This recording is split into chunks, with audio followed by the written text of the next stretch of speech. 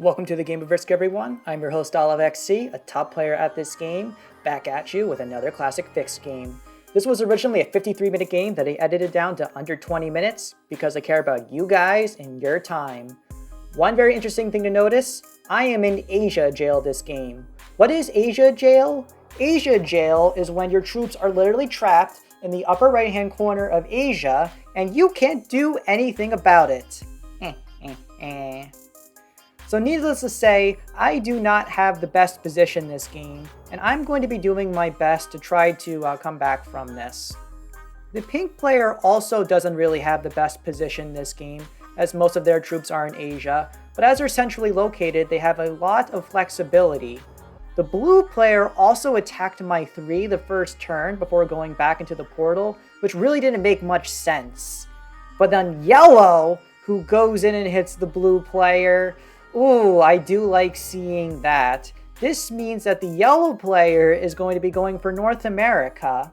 I don't believe this is a very good decision from the yellow player because the white player is going for that continent. That's just going to be creating conflict.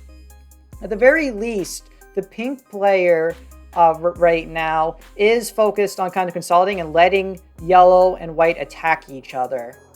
So when I look at the overall positions, I think pink is making overall good choices. The blue player, I'm hoping, is ending up going to be making some good choices. Yellow and white, I have no idea what they're doing right now. Bot as well is also causing some complications. Because the bot is so strong in Europe and in Africa, this is going to make it hard for other players to take these regions unless the blue player attacks now. I do think the yellow player really should be going for Australia rather than North America because they have a natural guard there.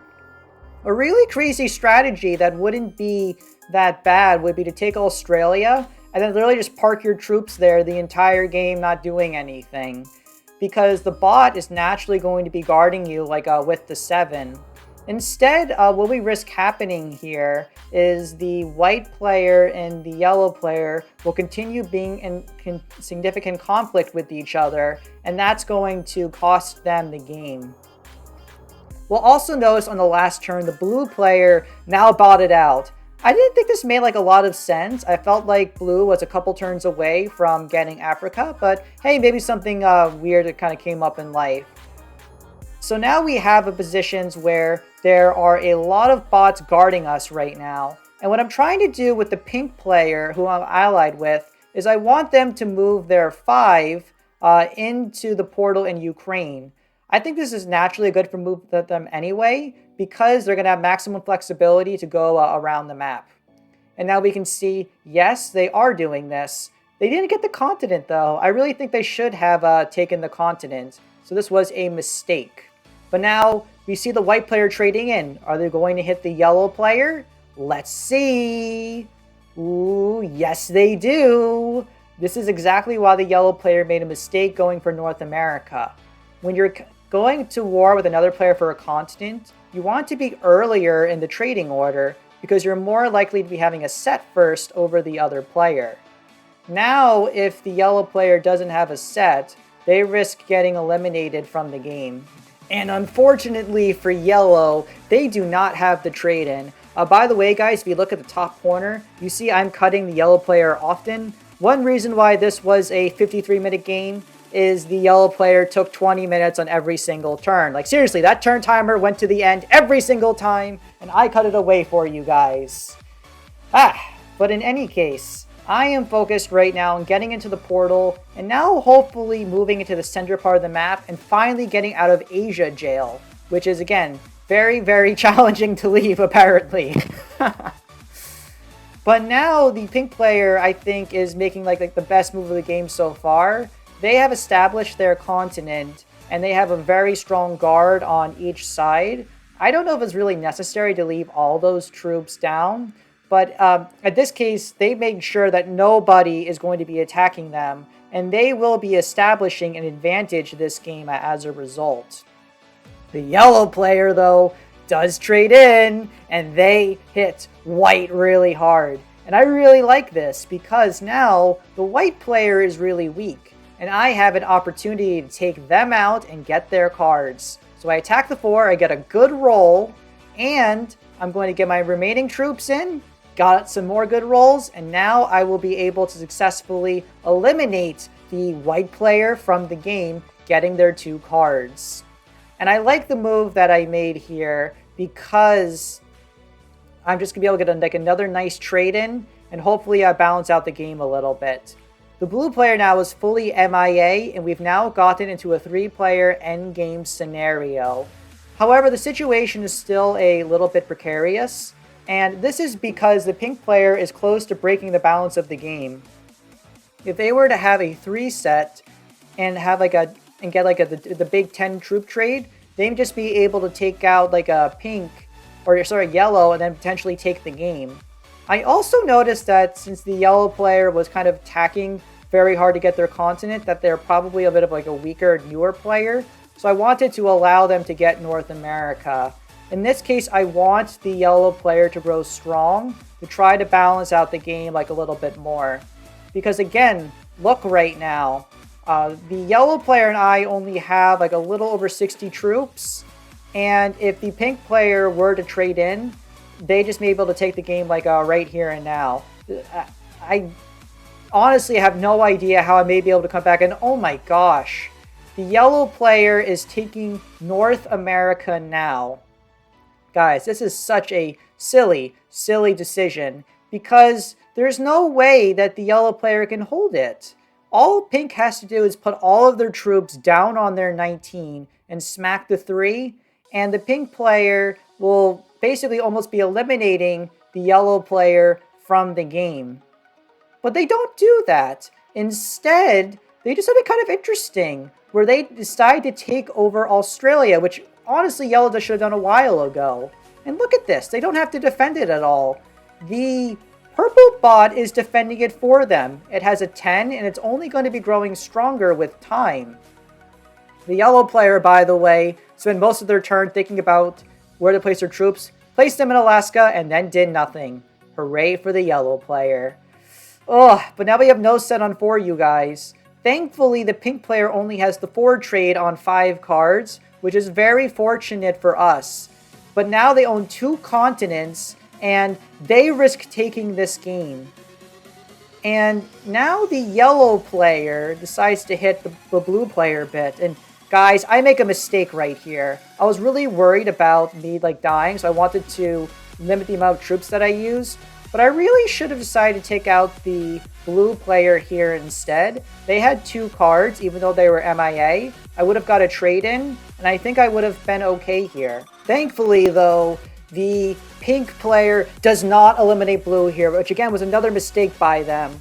So now the yellow player goes, who again is still holding North America. I cannot believe what the pink player has done.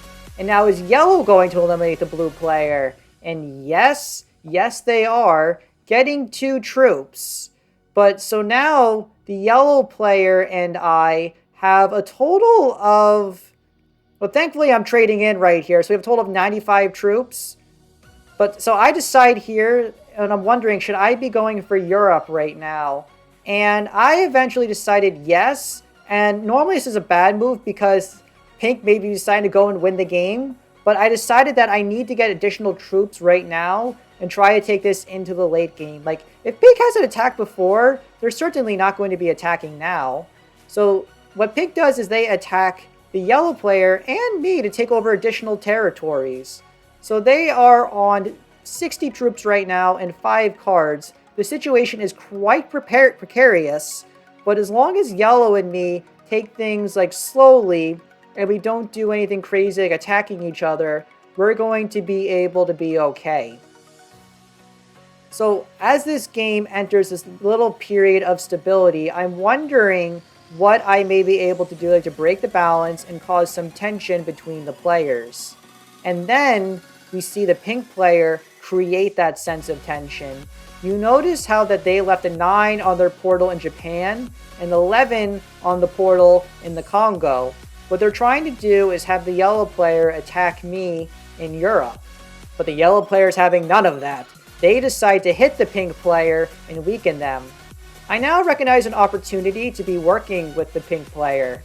Or sorry, the yellow player. So I go in and I hit the pink player. And in retrospect, I do wonder if it's like the right move from a psychological perspective, as now pink has to attack both of us. But pink was so close to breaking the balance of the game, I realized I had to do something. And I'm hoping that I can work with yellow to keep on attacking the pink player to get them weaker. Remember, pink is owning Australia every single turn. They are using the true power of Asia Jail right now. And I just don't know what I can do. Like, I trade in, I get the medium set, and I'm focused right now on just trying to attack a little bit around the map. And I also do a nice move here. I move my troops away from Iceland back into my main army because I know pink is going to be going through there. What I'm really hoping right now is that pink smacks their army, but guys, what is pink's 49 doing? I really hope it doesn't hit me there. Don't hit me, pink. That's going to give the game to the yellow player. Oh my gosh. What the heck was the pink player doing? Oh no, you guys. Now the yellow player can just win this game right here and now. All that the yellow player needs to do is put all of their troops on their portal and attack everywhere around the map and eliminate me. But guys, are you flipping kidding me right now? The yellow player took too long on their move. And they didn't even take North America. All they want is their continent. In any case, I have the trade in. It's the bad one, but I need to trade in because the balance of the game is almost broken right now. So I decided to leave the 2 there because I want to protect the pink player a bit, because if pink loses their entire position in the North, South America and Europe, Africa area, they're basically trapped. So even though they have even 32 troops, 8 of those troops are basically out of commission in Australia. But the yellow player, the balance of the game is still broken right now. All they have to do is eliminate me. But guys, look at the timer. I cut away the timer because it took so long thinking about their move. And the yellow player just took North America. That is literally all they want to do. So I'm just taking 1 card and passing right now. And the pink player, yes, you guys, the pink player has broken North America. How is the yellow player going to respond to this? And it looks like they're going from the Congo. They break South America. Are they now going to hit the 12? That would be huge. It's a very risky roll, but they get a good roll, you guys. And now yellow is really holding down North America, and I'm not really sure that how we can stop it. Again, with yellow being on 5 cards, the game can be broken at any time. What is nice is that pink can't be eliminated because the power of Asia Jail and the 18 guarding Australia. But the yellow player is trading in, and again, they have an opportunity to eliminate me. But instead, they are taking over South America. I just can't allow this, so I take a risk, you guys. I just don't have enough troops to take on the yellow player right now. So what I decided to do in a sign of solidarity with the pink player is I attack 1 stack right here and break South America. I then move my troops back in a non-confrontational area, so that way the yellow player doesn't feel threatened. And yes, the pink player now attacks the yellow player. Look, you guys, the yellow player's at 28. I'm at 28. Pink is at 20. The yellow player, like the pink player before, missed their opportunity to take the game. If all the yellow player wants to do is hold North America, they're not going to be able to win. In any case, I'm just preoccupied right now with just keeping my troops strong. Pink, by the way, makes a silly mistake. What they should have done is broke North America. To just leave their troops like that just makes no sense, because that's 2 strong continents. It makes complete sense for the yellow player to be breaking them right here. So I'm just worried now, you guys. The pink player is asking me to be attacking the yellow player, So this is a critical game time decision for me. I decide that yes, I decide against it. I attack 1 for now, because I want to have more tension build up between the yellow player and the pink player. What I would love for happen is for the yellow player to be breaking the pink player again. Let's see if they do that, you guys. And come on, 17. Let's go. We got another attack in. I think the pink player must be super angry at yellow now. So guys, I see an opportunity right here. I have a trade-in available. So I go and trade in. And now I am going to hit yellow and break them. I put all my troops back because yellow could be having a set. And I come on, pink, attack. No! Pink, why?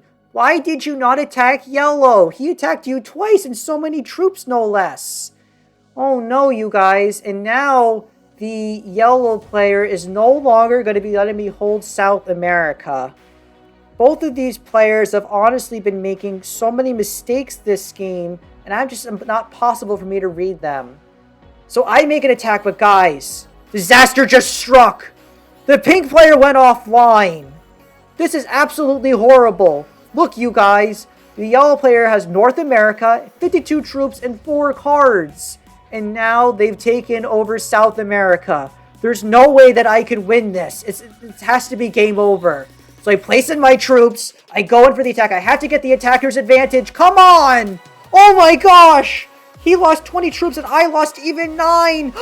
And he lost 16 and I only lost 7. Look at the troop count, you guys. I am on 27 troops. The yellow player is on 8. They are going to be having the trade-in, but oh my gosh. The pink player truly is offline right now. The yellow player takes a long time for their move. They need to hit my 8 and take as many territories as possible.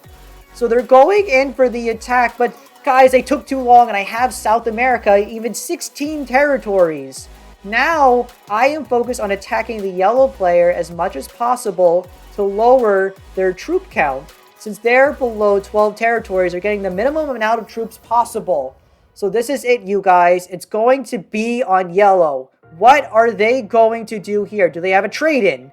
No, they don't. Are they going to break South America? Yes, they are. Are they going to take it fully? Yes, they do. But guys, I have a trade-in. Can I take out yellow right now and win this game? I decide that I need to be leaving 6s to attack each 3 and have a 12 to take out the remaining territories. Come on. We need to take out yellow. Let's see if we can win this game. This will be such a good comeback. Yes. Yes, guys, we did it. We defeated yellow. All we have to do now is clean up the other players and take this game. If you are liking this content, guys, please consider subscribing and make sure to follow me on Twitch. But with that, guys, this was such an incredible game to be sharing for you. This is OliveXC signing off.